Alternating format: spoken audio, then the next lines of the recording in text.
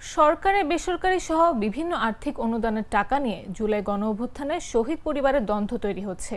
চাঁদপুর জেলা প্রশাসকের সম্মেলন কক্ষে ৩০ শহীদ পরিবারের সদস্যের মাঝে ৫৯ লাখ টাকা অনুদান প্রদানের সময় এমন চিত্র দেখা গেছে।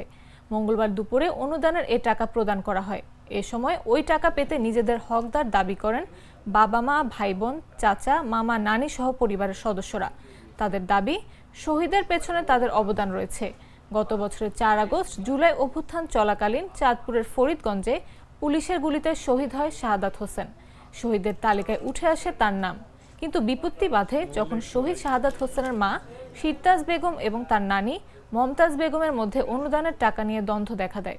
অনুদানের টাকা নিয়ে একইভাবে দ্বন্দ্ব দেখা দিয়েছে হাজীগঞ্জ উপজেলার হোটনি গ্রামের শহীদ হান্নানের পরিবারে।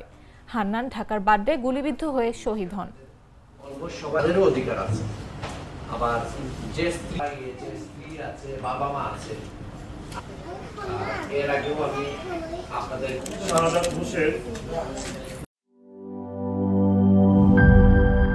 বান্ডেল থাকলে প্রতি সেনমানিতে টাকা বাঁচবে। বিকাশ সেনমানি বান্ডেল কিনে জিতুন প্রতি লেনদেনে।